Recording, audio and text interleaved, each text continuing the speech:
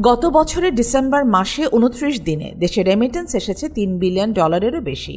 অন্যদিকে ব্যাংক থেকে ডলার কেনায় গত 3 বছরের মধ্যে বাংলাদেশ ব্যাংকের বৈদেশিক মুদ্রার মোট রিজার্ভ $33 বিলিয়ন বা $3,300 কোটি ছাড়িয়েছে, যা সর্বোচ্চ। আন্তর্জাতিক মুদ্রা তহবিলের হিসাব পদ্ধতি BPM 6 অনুযায়ী রিজার্ভ দাঁড়িয়েছে $2,851 কোটি। 2017 সালে প্রথমবার $33 বিলিয়ন ছাড়িয়ে 2021 সালে $48 বিলিয়ন রিজার্ভে পৌঁছেছিল।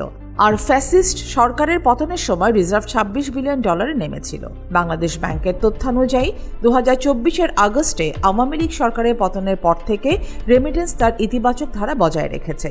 2024-25 অর্থ বছরে দেশে মোট $3,033 কোটি রেমিটেন্স এসেছে। পরবর্তীতে গত ডিসেম্বরে রেমিটেন্স আবারও $300 কোটি ছাড়ালো। বাংলাদেশ ব্যাংকের গভর্নর আহসান এইচ মনসুর এক অনুষ্ঠানে বলেছিলেন, আন্তর্জাতিক মুদ্রা তহবিল বা কোনো সংস্থার ঋণে নয়, নিজেদের দেশ থেকে ডলার কিনেই রিজার্ভ বাড়ানো হবে। 2025 সালের ডিসেম্বরের শেষে রিজার্ভ 34 থেকে 35 বিলিয়ন পৌঁছাবে বলেও আশা প্রকাশ করেন তিনি। এরই ধারাবাহিকতায় নিলামের মাধ্যমে 7টি ব্যাংক থেকে কেন্দ্রীয় ব্যাংক 122 টাকা 30 পয়সা দরে $8,90,00,000 কেনায় 2025 সালের অর্থ বছরের প্রথম 6 মাসে কেন্দ্রীয় ব্যাংকের মোট ডলার কেনার পরিমাণ দাঁড়িয়েছে $3.13 বিলিয়ন বা $313 কোটি।